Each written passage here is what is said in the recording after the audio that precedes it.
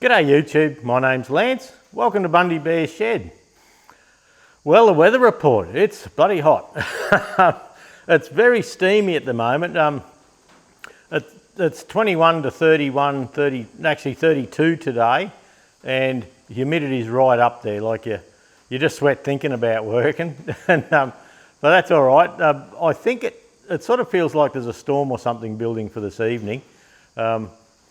And I'm filming the stew on Sunday morning, and it'll still come out the normal time, but on Sunday morning, because Monday, which is normally when I try and film the stew because I'm home here alone and got a bit of quiet going on, I have the electrician coming in the morning, and he's going to run some 15 amp points up the other end of the shed for the CNC and the laser and things like that. I've been running extension leads up the back, across the driveway and things like that. So Nick's coming there about 7:30 in the morning to start running a main. So it's the main board's over behind me here near the compressor, and we're going right up the other end of the shed with a 15 amp circuit. So a heavy duty circuit, so I can run a battery charger or that off it.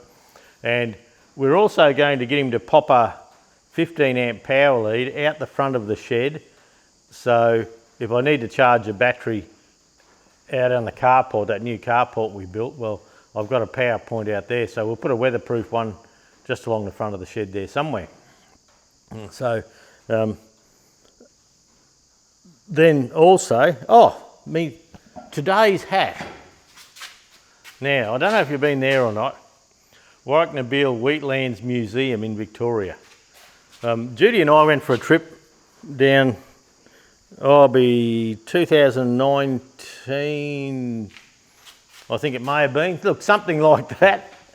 And we went for a trip down to Deniliquin, Mildura, around through there, and we come across this Warwick-Nabil Museum. So yeah, it's quite a size. It's got some nice sheds there, and the shed out the back, they had old bulldogs and farmals and Fergies, and look, it was just a good place to pull up and have a look. And I got talking to the old gent there, and look, he was getting on, the old fella. And like all museums, one or two people did most things, and so I bought a hat and a stubby cooler just to support them a little bit, chuck a bit of money their way. But look, it was really well worth looking in there. I remember the tractors were good to look at. Now, there used to be an old fella in Tom magazine, and look, the name is gone, but he built a couple of little McDonald's are an Australian-built diesel engine working on the bronze system, which is a low-pressure injection. And I remember reading about these little engines in Tom magazine, and this old chap that made these engines from scratch, built the whole model, and they were just crackers, and they were there. And I remember standing there looking at them and bloody fascinating over the work the old fella must have done in 20, 30 years of making model engines, and these little bronze ones, and they actually run, they run like they were supposed to. We did everything to them. So very talented old chap. I don't know, but I imagine he's passed away now. He was an old man at the time. So who knows? Perhaps he has, perhaps he hasn't. But they're in the museum there. Well worth a look. So yeah, if you're going past, call in and share the love, have a look around. It is worth having a look. Back to Monday. Yeah, I get off track really easy, and you should try having a beer with me. We were all over the shop, and I've done a deal ages ago with my friend Chris. And Chris has got some 14.9 24-inch wheels on a TE20. Like obviously they weren't on a TE20, they were 35 or 135 rims. And he doesn't like them, he wants to get rid of them. So I've done him a deal. I've got the original 11.228 wheels and tyres off the Gold tractor. I put new tyres and all on the Gold tractor, the old ones were just buggered, but I've kept the rims and tyres there. The tyres are a bit cracked, but he just wants it to sit a tractor up on. And so he's coming tomorrow about 9:30 to do a wheel swap. So we're going to swap some wheels over, give him some 11.2/28s, and I'll get some 14.9/24s for a little 35 project. And I've also got in the pipeline, and I don't know when it's going to come apart, but I've already done the deal and we paid for them and all, is some of the 35s had you could buy them in Australia with a heavy cast centre.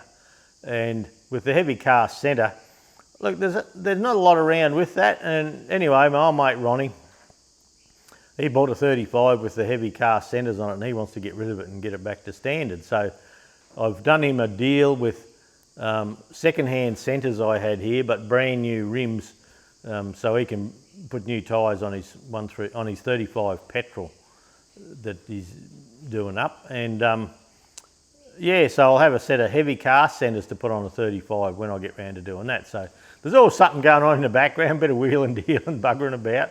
And yeah, so that'll happen Monday morning while I'm home. So I thought I'd better get the stew filmed, today, Sunday, while I had a moment. And Jude's running into the shop. With Ross being away on holidays, she's behind on her paperwork, and so she's running into the shop for a few hours just to get on top of that for the day. And yeah, so I'll have a bit of peace and quiet up here, hopefully. So see how we go. You never know. I had some old Clearview mirrors that I've had up on the shelf up here for years, and I used to have an MN Triton, and I had Clearviews, but I took them off when I sold it. I still had them there. Well, I sold them yesterday. We got to ship them down to a bloke in Brisbane.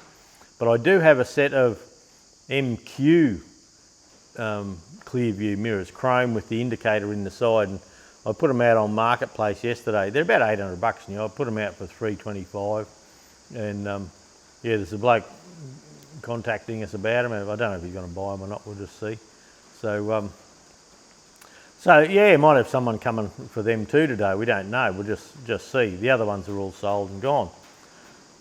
I don't know if you can hear the shed creaking, but it's one of those days where it's bright sun outside, but there's just the odd scud of clouds coming over. So the shed's in a permanent state of expansion and contraction, which makes it quite noisy. But I think the sound gear gets it out an awful lot. Next camera in, just so you can hear the difference. But look, it certainly does a good job, this test cam. So through the week, yesterday actually, I got the Massey Ferguson 65 steering box pulled apart, and I've got that filmed so far, and the grease and the muck and the shit in that thing is just unbelievable. The top bearing came out, the bottom bearing, I can turn it in the housing, and I think it must have been turning in the housing because I can't pull it out, so I'm going to have to get a little puller with external legs and just bang bang and pull him out, or weld it or something. So I've got to get that bearing out in these bushes yet. The gear stick was quite sloppy in the socket there, so we're going to sandblast this housing, get the housing all sandblasted up and a bit of primer on it. And yeah, I don't like sandblasting things that are already assembled. Inevitably a bit of sand gets up under that seal and you cause yourself a problem. So everything will be sandblasted and a bit of primer smeared over the top, and we'll go from there. So this morning, or today sometime, I have ordered a heap of parts for the steering box, but now I've got it apart and I know what I need, I'll have to run through my parts and see if I have enough to put it together. The steering wheel was loose on the shaft, so the shaft's worn. The top and bottom bearings where the races are quite pitted. I have a 188 worm here, but I think it's a different steering wheel. But if I can't get the right shaft, I'm going to cut and shut. Get an old 35 shaft and put the taper on the top and get it the right length. So put a new bottom and a different top. But it'll be interesting to see the top and bottom bearings. Most companies make them too small, and so I have to see if that's going to work. They slop around in there like a cock in a sock, and we'll see. Last time with the 188 box I tried to do, Sparex quality, every bearing I've got was a bit sloppy. I didn't buy genuine ones to try, but It seems odd. Something's going on that every company has them all just not quite right, I believe. So yeah, the steering box, I'll see what I've got there for that this week and see if I can get it together, or just move forward with that. I can put the clutch on the 65. I got the tacho drive done and filmed yesterday. That's just a quick little job. I've had the gasket sitting on the engine there for months, and you think I could find the bloody thing yesterday? I must have spent an hour and a half looking for it, and in the end I just put 515. I got no idea where it was. Like, it was sitting on my little gorilla stand there, and no idea. But anyway, I've cleaned up, I've buggered around. I got no idea. You wouldn't know what goes on in this shed sometimes. So yeah, so I've got that on. I haven't got the flywheel on yet, or the clutch on, but I'm just trying to shuffle jobs as normal. I got the proper bracket on the engine rotating stand for mounting the gearbox when we get that off, so I've bolted all that on and got it going.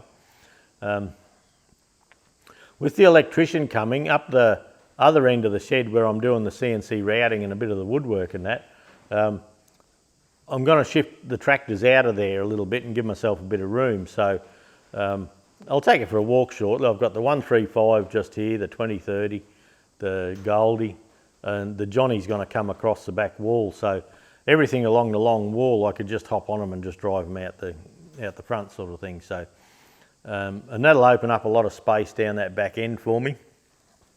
Yeah, it won't be too bad. Yesterday morning, I had all the hoist apart and I've serviced all the hoist. I noticed with the Land Cruiser on, Land Cruiser's like 3.5 tonne, I suppose, and it's a 3-tonne hoist. But I noticed it really working going up. So it's a screw hoist with brass nuts, with safety nuts and all that. So I pulled that apart and I washed all the screws out and added oil to it, and just serviced the whole thing, greased it and all that. So it does, without a load, it sounds like it's going okay. Sounds to be a bit freer, so that's a good thing as well. I've got the canopy on the back of the ute, like we're going away in 3 or 4 weeks or something. So I've got the canopy out from where it was that we camp in, and I'm going to put another one of those Sirocco fans in there, so we've got 2 fans circulating air. I've got reversing cameras coming, but like I've ordered them like a fortnight ago, and they sent me a thing yesterday saying shipped. So like on eBay, if we don't get our parts out on eBay in 3 days, eBay's saying we're going to charge you more because you're not a power seller anymore, you're dropping down the list and bloody. But anyway, so I've been keeping an eye out for these cameras, and they only just left yesterday down south. So yeah, part of the trouble you have, I suppose, with all that. But yeah, I've shifted Goldie. I've had a shuffle around the shed a little bit. One of the major things I've been doing for the week is I've got the 135 just behind the camera here, and I've taken it to shows and that, and it's got all the lights on it, but I've never actually, I've run all the wires up in behind the dash, but every time I look under the dash and I think I should wire those indicators up and that, I think, not today. And I wander off and leave it, and I've been doing that for 2 years probably. And so I thought, bugger it, time to hop into it. So I've been doing that, and I've got the indicators working now. That one's got a cracked headlight. I've got the headlight to replace. Plasma Day will be happy about that. And we're going to wire up the headlights and just finish the wiring off. Then it'll be good for Rego. I've got some 14.9 28s over the back there I'm thinking of putting on it just for road runs, just for a bit of fun, keep up to speed a bit better. The TEA 20 that we did on the channel, I registered it for 12 months to go to Brendamere last year to the Fergie muster, just so I could participate in the road runs and all that. Well, I've no need to keep it registered anymore, so I'm going to deregister it, let the rego run out, take the plates back, and this tractor here, I'll register the 35, the 135, nice little 3-cylinder diesel, and I'll register it, but I've gone to trouble over the years to hook the lights on. I'll take you over and have a look at what we're doing there, but a couple of things pissed me off. A quality part switch directional indicator switch, 2703. Well, I had one of them here, and I thought, right, I'll use that as a directional switch and put a flasher unit in. Well, I had the switch there. It was a bit loose at the back here, and I thought, oh, well, it doesn't matter, you know, it'll hold in okay. Well, it started looking like the back was coming off, so I took it off, put it in the vise just gently, and I was just going to, where it's crimped inside here, I was just going to crimp them a little tighter, but it just broke. It was just muck metal on the floor. So I thought, oh, well, it doesn't matter, I got another one here. So I wired all the indicators up again with the second switch. There's Sansa, what are you doing? And with the second switch, I was pushing wires on and off because I'm only running one bulb at the back, I wasn't getting enough load on the system for the flasher to work correctly. I needed like 2 bulbs, so I've actually fitted dash lights for left and right turning just to add load, because they're all incandescent bulbs and not LEDs, and I didn't want to put the resistors under the dash, so I put a light there for left, a light for right, and with that it worked. But in the process I was pulling the wires on and off, and the back pulled clean out of the switch again. So I've buggered 2 of them this weekend, so we're not going to sell them, we're not going to do anything with them. Now they have a switch, so in my stock at home here, as in opposed to the stock from work, I had a quality switch, and it's a 1710, and it's like the picture there. It says for Massey Ferguson, and like the picture there, the flasher unit is built into the switch. So I thought, well, I'll give that a go, because I had no other option. And it says, 1710 indicator switch and flasher unit for 12 volts, Massey Ferguson. So I thought, right, I'll put that in. And by putting that in, I could do away with the flasher unit because it's built into the switch here. Well, this has worked really well. I've got it hooked up there. It's got a little light in the handle. You know, when you turn it left or right, the light, there's a bulb in the centre of the switch that comes on. And you can do away with the flasher unit, and look, it's one wire in to power and one for left, one for right, and you're finished. So very easy to hook up. That is a good switch. I'll be buying some more of them. The other ones, the 2703s, bloody rubbish. We won't be buying any more of them. But look, for a tractor, I'll get some of these and I'll put them on our website. They're a good thing. They proved a good thing. I've been buggering around with it, trying to put a bit of force on it just to make sure. And look, it seems great. It's got screw-in terminals on the back, so where the wires go into the back of the switch, I've soldered the wires. So there's a blob of solder on the end, and I've put them in and done them up, and it's working great. So that's a good switch, the 1710. I haven't looked at Sparex for what they have in that regard, but that was just what I had in the shed yesterday when I had the shits. When everything was breaking, I thought, oh, you bastard. But anyway, also on the bench here, we've got a nice light. Now, I've had these lights tucked away for ages. So that's a light that I had years ago, and I bought them for an old Chevy I was doing up. And it has stop and tail in it. And on the 135 over there, the lights for registration over there, I bought a couple in from America, and they're a black body. I bought them off Steiner, a black body with a stainless steel front bezel, and they're stop tail as well, and they work fine. Well, I'm in the process of tidying up all that wiring, so they work fine. And what I've done is these standard mounts. So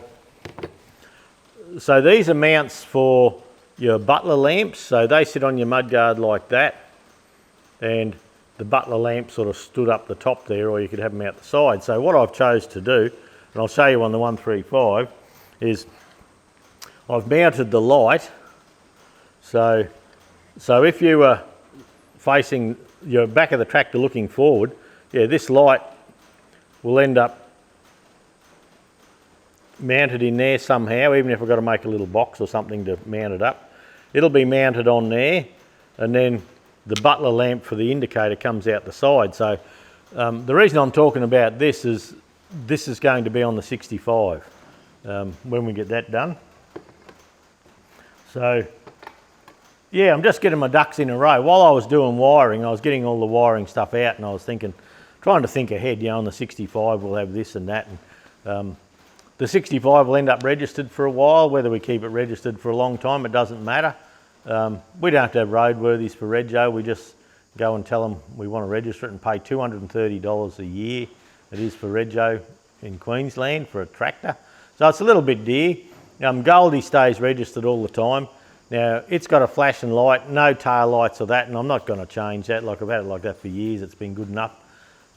These other tractors, they have the lights on, and they'll be more legal. Now, in the early days, you didn't have to have indicators and that, but reading the legislation now, you probably really should have. And for your own safety, it makes sense to do it. So anyway, we'll just see how we go. But I do have to finish that off. Now, in Australia, it's bloody hot. And so in Australia, I like to put a roll frame on the tractors I'm going to be driving around and a canopy to keep the sun off. Because if you're out there all day, like in 30, 35 degree heat, or better sometimes, driving your tractor around and you're getting the sun down here and the wind burn and all that, you end up like a bloody cooked spud at the end of the day. So I don't particularly like the look of the tractors with the canopies on them, but it just makes sense in Australia. If you have a tractor that you're going to drive around a bit, you know, a bit of shade, a bit of protection sort of thing. So anyway, we'll see. So I have been putting a bit of time of an afternoon into sorting that, and I've got the tractors shuffled around roughly how they'll be.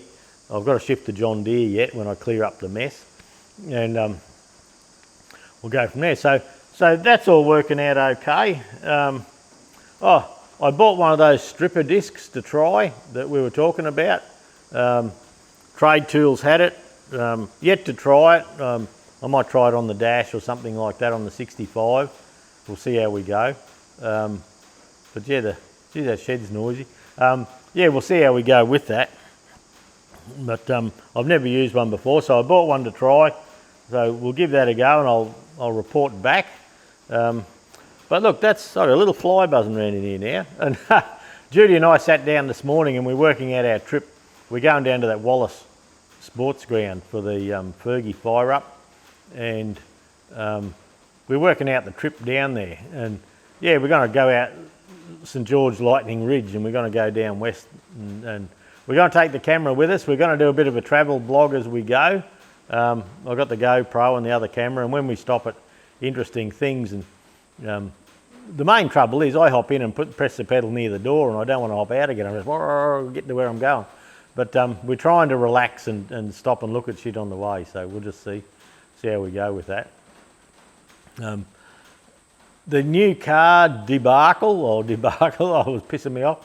I went into town last Monday and I sorted all that out, and we ended up buying the Mitsubishi ASX, the little SUV, small SUV. Steve, the LSA rep, he's had one as his car on dirt roads and that for 80,000 Ks, and he couldn't speak highly enough of it, so we ended up doing that. The Triton, it's 6 years old. We paid $42,000 for it, and we ended up getting the deal we did. I got them to throw in paint protection and bits and pieces with no money changing hands still. So it works out around $36,000 we got for the Triton. And so we're getting the demonstration Mitsubishi ASX, a little blue one in there. It's got the protection pack, it'll have paint protection on it, the protection pack. There's 7 models of the ASX, it's 5 up from the bottom. So it's a nice flash little car, it's a nice little thing, it'll be good for Jude. No money changes hands, so they come and picked up the Triton last Tuesday, and put the money in my bank. They said, all right. So I had to pay a deposit for the new one and sign the line, and we'll pick it up in April. In the meantime, they can't use it as a courtesy vehicle, but they can use it as a demo to sell them until they get their next demo, and every 6 months they get a new demo. So it'll be approximately 6 months old when we get it, with about 1,500 kilometres on the clock maybe. But look, it's got everything we need. I took it for a lap out the highway and that, and look, it'll be fine. We're sort of happy with our decision. Yeah, so that's done, which is good. But yeah, they come and, so I had to put a deposit on the ASX. Then they bought the other car off me outright. So they transferred the money in the bank last Tuesday. So we've got the money in the bank sitting there for the new car. And when they get their demo and we can go and pick up our new one, yeah, we just got to give the money back. So anyway, we'll get a couple of months interest on their money for them. So yeah, sort of like a bank really, make interest out of other people's money. But yeah, that's how it goes. So yeah, look, that worked out all right. Yeah, I went in on last Monday and had a good yarn to them. And even though the Mazdas are a lovely little car, they're finished really nicely. It just didn't suit us, just for what we wanted. Yeah, they got all the bells and whistles, a sporty little thing and all that, but the seat was very low. We went up to the CX-30 and the seat was very low, and the console's quite high. And look, they are nice, but it just wasn't for Jude. Wasn't for us, that one. But the little ASX, that'll do Jude for quite a number of years. And yeah, it's big enough that I can put the Engel fridge in the back. So I had to tidy up the Triton last Tuesday or Monday.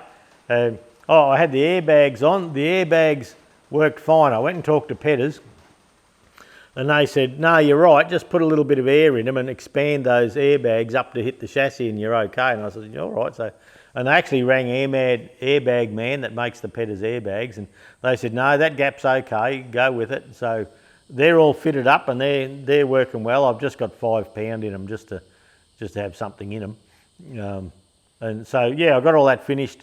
I was 7 o'clock in the shed Monday night just getting that done, and I was halfway through it and Adele rang up and, oh Dad, I just got the car. She pulled up at her place to put the car in the garage, stopped the car, wouldn't start again, the battery had collapsed. So camera timed out again.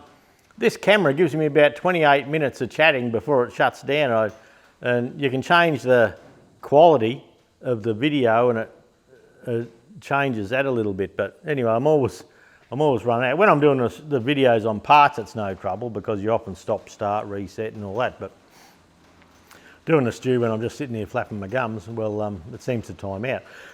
But yeah, so I went over to Adele's and load tested the battery, and her battery had buggered up in her little Ford Fiesta. So back into town, grab a battery, back out and get her going again, and then come back and start back on the Land Cruiser again. So it was about 7 o'clock Monday night before I had the Land Cruiser reasonably well done, and I got it off the hoist and out the front. And but yeah, Tuesday I took the Triton to work so Ross Gray could come and pick it up. And yeah, so Tuesday evening I just checked all the nuts and bolts again, and I got the torque wrench. It's still sitting here. Got the torque wrench on the wheel nuts because I always torque them up. And look, it seems good. Yeah, it doesn't seem too bad, but we're getting ready for our trip away now down to Wallace Recreational Reserve for the Fergie Fire Up. And yeah, like I said, I got the canopy out. I've got a little bit to do to the canopy just to tidy, just little things that I'd like to do. Got the tractors shifted, and yeah, who knows what happens today. Sunday, Mum will probably come out for a yarn this Arb, I'd say. So we'll just see what time we get. But look, that's it. Stay with me.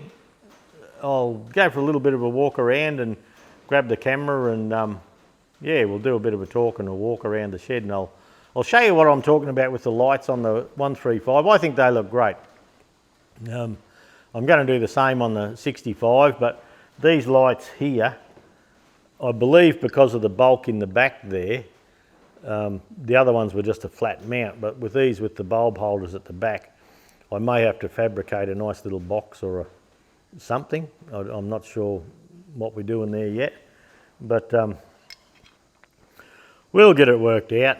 But yeah, they sit on like that, on the guard with the butler lamp sticking straight up. And yeah, so I may have to just build a little box out or something like that to tidy it up. So just so it looks neat and tidy, and I'd probably have to lift these up a little bit. So, but anyway, that'll give a stop tail on the 65 and it will look nice. We'll have indicators and headlights and all sorts, but we're going to run the generator on the 65, not an alternator. It's not going to be a main trekking tractor or anything. It's just going to be a nice tractor that I'll have Rego on for a while. I can drive around with a big grin if I feel like it. Yeah, see how we go. All right, stay with us. Thanks for dropping by. Yeah, we'll go for a little walk, eh? Okay, so there's the bracket. Now that bracket, this is where your foot peg mount is on your 6-speed gearbox. So I've got that bracket ready and the gear for the gearbox over there. So that's ready to go. Now all this mess over here, I don't know, can any of you do wiring without getting a mess? Oh, bucket if I can. But there, the 135 is a lovely little tractor. It's really nice to drive, feels like brand new. But this is that's the back light set up. Now I haven't got this wide in at the moment, but I could, I'll pop the, so I'm tossing up with going to Autobarn and getting yellow bulbs. I don't think I have in stock at work there any yellow lenses. But look, that's got to be all right for an indicator.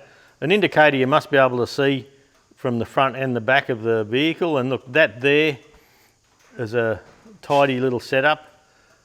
Little stainless steel bezels around these hot rod lights I put on, and that's the same setup really with that housing, and I've put grommets in the top here to keep it neat and tidy. And that's the Quality Tractor Parts indicator switch. It's got a nice feel to it, and up on the dash there, which is not standard I know, but that's all right. So to get the extra load I needed to get the flasher unit to work properly without getting feedback, I've got a left and a right hand warning light just to remind me that it's on. So what was happening is when you'd turn an indicator on, the other one would just glow ever so slightly because there wasn't enough load on the system. So that's fixed that. The headlight switches, I've got power in, but I'm yet to hook the wires up in the back there. Then there's also all these gauge lights, they're all going to be hooked up. And yeah, so I have quite a bit to do there yet, but that's all right. That's but that'll have this old girl finally finished. Like it looked nice and it drives around nice and all that, but I just knew in the back of my mind I had to revisit the lights on it. So this one here has 14924s on it. Now over the back there, see that taller tyre? That's a 14928. So the other day I was thinking I might just roll one of them out and sit it next to the wheel here, and just for road speed, it'd be interesting just to pop them on and take it for a lap with the GPS app and see what difference it makes. That's if the mudguard lets us do it. Yeah, there's only so much room in the mudguard there, but we do still have so much, which is half the, if the tyre come up here, well, that wouldn't matter. As long as you kept your fingers out of it, I suppose. But anyway, whatever I do in that regard, I have to have it so I can get it on my trailer, so I can take this. So whether we're taking this one over to the Kuya show on February the 25th, I don't know, or whether we take Goldie. So just for the lay of the land, there's the 65, and that's the working bay up over there where we do the videos and that. Then this is where the 135's sitting. The Farmall regular, we just ordered a heap of parts for that the other day finally. We have conrods for it, and we're still chasing a big end bearing for it, but I think we're good. And we've got gaskets coming in, and we got most of the parts from Rice Equipment over in America. Seem good blokes to deal with, so hopefully now we've got some parts, we can hop back onto that. The 2030, I still got to pull the gearbox apart, but I'll just have that much on.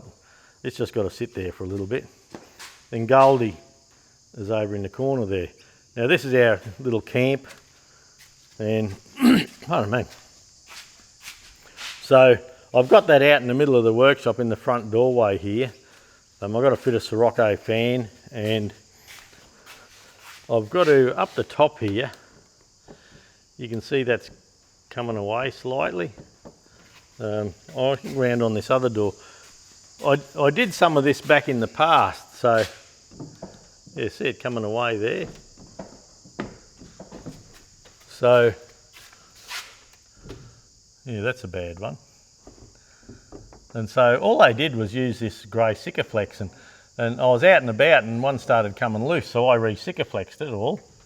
And I didn't do the top there, but you can see where it's been wearing. So I think what I'll do is find a nice stainless steel pan head, Allen head screw, and we'll come right through and we'll bolt those hinges in properly. And on the outside here, we'll like just have one nice pan head bolt there and perhaps one down the bottom there, and that should be enough.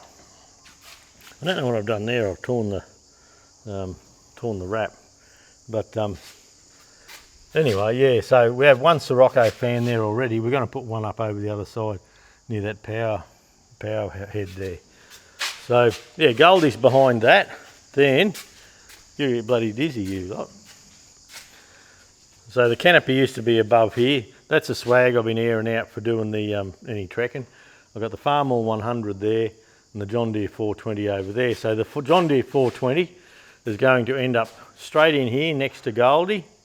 So that way I can drive any of them straight out the front door. Then that opens up this whole area for me. And so without that tractor there, that'll be, oh look, it's flaring out a bit. That'll be 6 metres square easily, and I'm planning on bringing another bench down behind where the tractor is. So I've got a dedicated woodwork area so I can keep all my mess up there. And see, at the moment I've got shit leaning up against the little John Deere everywhere. So we're going to get it parked next to Goldie here. That way we can just hop on and drive them out the door. Away we go, nothing to worry about.